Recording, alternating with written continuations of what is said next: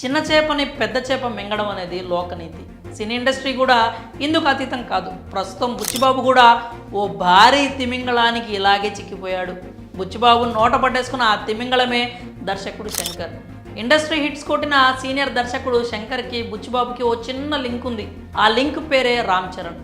RRR అయిపోగానే ఆగమేఘాల మీద గేమ్ చేంజర్ సెట్లో వాలిపాడు రామ్ చరణ్. శంకర్ డైరెక్షన్, 100 కోట్ల బడ్జెట్, కొడితే కుంభస్థలమే అన్నట్టు కొన్ని నెలలు హిట్ నడిచింది.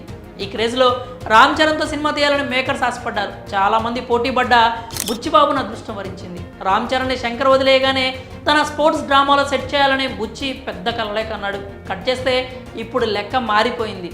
బుచ్చిబాబు రామ్ చరణ్ ప్రాజెక్ట్ ఫైనల్ అయ్యి అర్ధ సంవత్సరం దాటిపోయింది. ఫస్ట్ హిట్ కొట్టి కసి మీద ఉన్న బుచ్చిబాబు చరణ్ రాక్ కోసం ఇంకా ఎదురు చూస్తూనే ఉన్నాడు.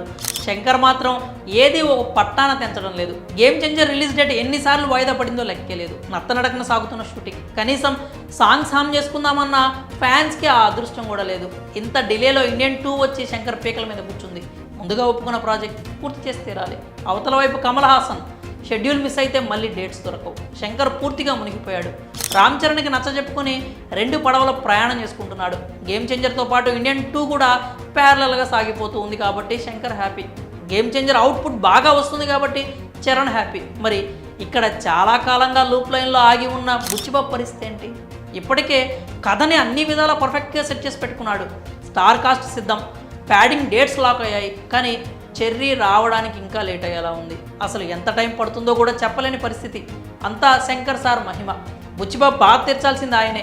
ఇప్పటికే నెలలు గడిచిపోయాయి.